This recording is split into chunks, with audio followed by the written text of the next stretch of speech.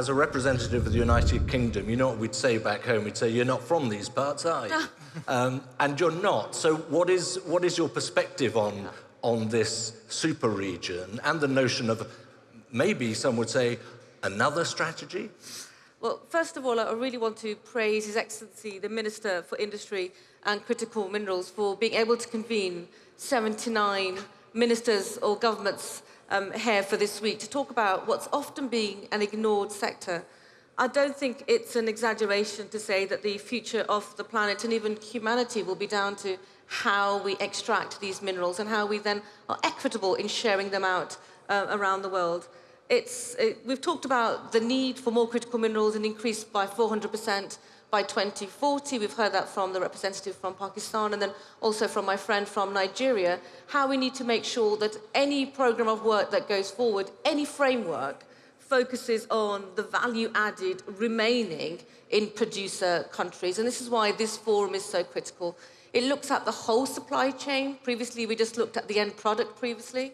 Now we want to make sure the voice of producer countries, also the mining communities, the investors and the customers are loud and clear. And all of them want cleaner, leaner, greener supply chains.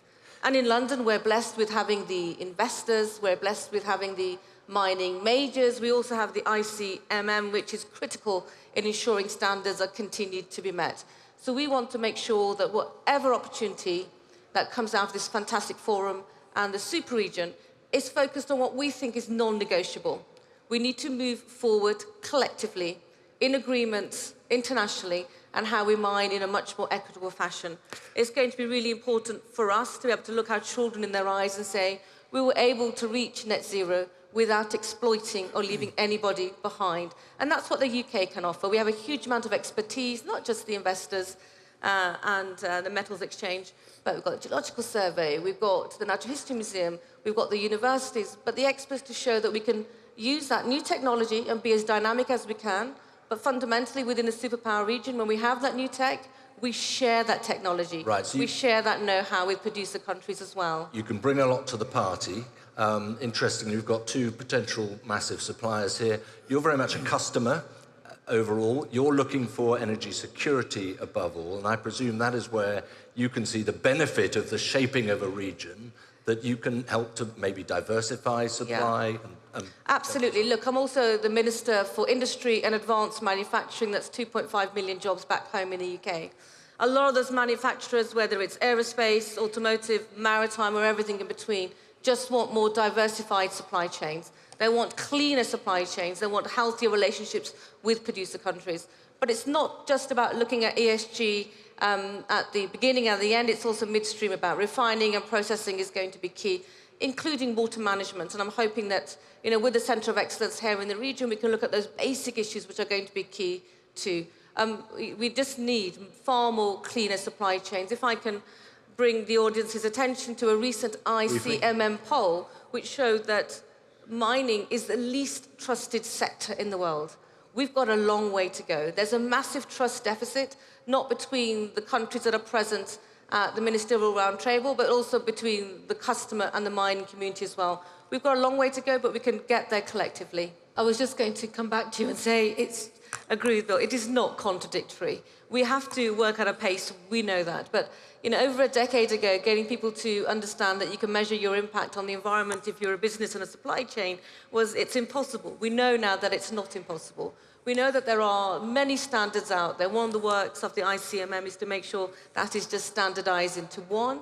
And we, in a way, I don't know how to use the word reward, but the people that do the right thing, the firms and the countries that do the right thing, they need to be recognized.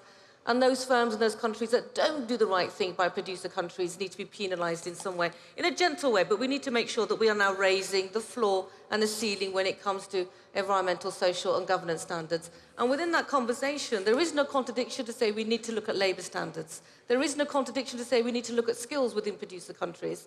This is exactly what the customers and the manufacturers want as well, and that is the rallying cry from producer countries.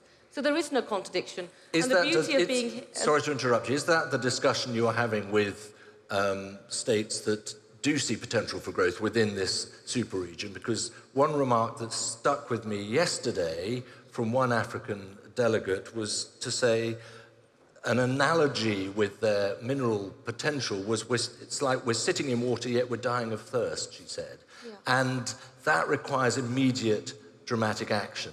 Are you turning back and saying, at the same time, if you want that, you've got to adhere to these rules and do it now? It's not that they need to adhere to these rules, it's to make sure that those that are providing the investment, the companies that are involved in the mining, the way that the contracts are constructed, are equitable to the producer countries, which is why forums like this are so important. We want to come together collectively to reach our national and international goals in achieving net zero and everything in between, but making sure that the voices of the producer countries are also met.